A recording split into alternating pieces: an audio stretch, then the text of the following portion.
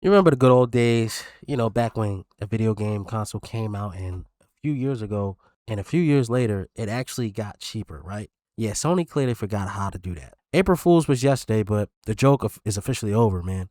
But the joke is officially on our wallets. April 2nd, the PS5 Pro just got hit with a massive price hike. It is now $900. I repeat, $900. And add in an optional disk drive, which is crazy.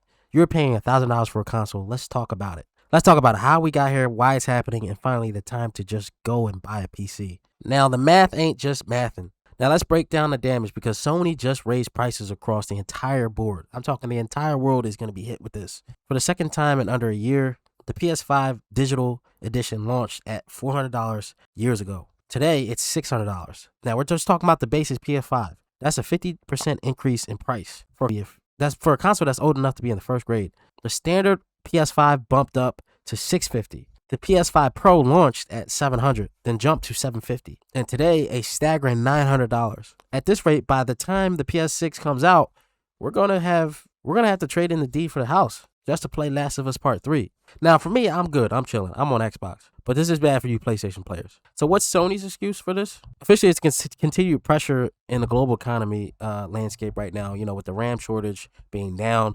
AI, all that stuff, yada, yada, yada.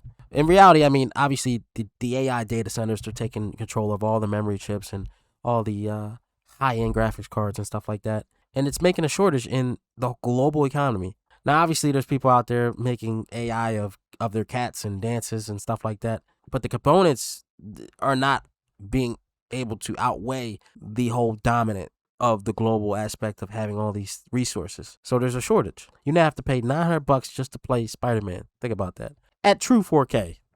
If you didn't know, your PlayStation 5 is upscaling. Now let's get real serious real quick. I get it. We are gamers. We're not Wall Street investors. The PS5 Pro is an absolute beast of a machine for a console, but $900 is entering danger territory. Now we're talking about a PC at that price. Knock around on the door of a decent pre-built PC. I mean, that's that price right there. Sure, you might miss out on a few PlayStation exclusives, but at least with $1,000 PC, you can have convinced everybody and yourself you bought it for work. You bought it not just the game. You bought it for all different types of stuff. Playing Helldivers 2 on a PlayStation 5 on your tax returns, trust me, I've tried. So what do you guys think? Are you guys biting the bullet here and you're going to try to pay this $900 retail? Or are you going to stick to the base PS5? Or are you going to finally make the jump to PC gaming? Let me know down in the comment section. Also, please drop a like, comment, subscribe on the channel before YouTube starts to charge everybody $900 for the subscribe button.